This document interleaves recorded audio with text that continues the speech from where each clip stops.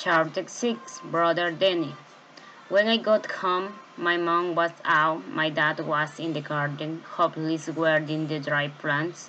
Hi Dad, I said breathing, would it be alright if I camp out in Bear Station backfield tonight with some of the guys? What guys? Bear, Teddy dumped Chris. Something he took the opportunity to complain about the friends I chose, but today he didn't care. I suppose it's okay, he said. There was no argument in him that morning. He just looked sad and tired. He was 63, old enough to be me the grandfather. My mother was 55. When she and Dad got married, they tried to start a family strange wife, but with no luck. A few years later, a doctor told them they would never have a baby. But 5 years after that, Danny was born. The doctor said it was amazing, and that my parents should then go and be happy with Danny because he would be only child. 7 years later, I was born. From my parents, on gift from good was now, and one say they were cruel to me or anything like that. But I certainly come as a surprise. And I guess when you're in your 40s, you don't enjoy surprise as much as you used to. They just acted as if didn't exist most of the time. I was the invisible man, like in the book. At the super table it was Danny. How did you do today at school? And Danny, who are you taking to the dance? And Danny, we'd better talk man to man about the car we saw. If I said past the border, that would say, Danny, are you sure the army is what you want?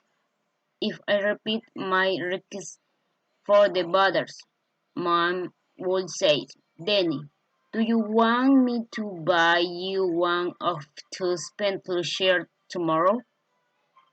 One night when I was 9, I said, Jesus, these potatoes taste like garbage. I wanted to see what would happen, and Mom said, Danny, Aunt Grace called today and asked about young Gordon. I didn't have Danny. I think he was the greatest person in the world. We rarely did things together. He was 7 years older than me and lived in different worlds. So how could I have a strong feeling about him? It was great when he took me to the park to watch him play ball with his friend, or when he read a storybook to me. But there were many times like that. Most of the time I was alone. I guess that I started reading a lot and I am writing now. Like I writing, I sometimes try to put the place and people and when I was young into my story.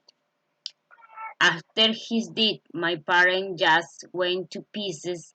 No, it was 5 months, and I didn't know if they would ever be whole again. They left Danny's room exactly the same. They didn't touch, I think. That room freaked me. I accepted Danny to be there, waiting for me in the clothes cupboard, with his brains spilling out of his head from the accident. I imagine his arm coming up and him whispering, Why wasn't it you, Gordon? Why wasn't it you who did? The chapter 6 Gordon tells how his parents and 13 years after Danny was born, they didn't not take him to into out, but even so he did not have his brother.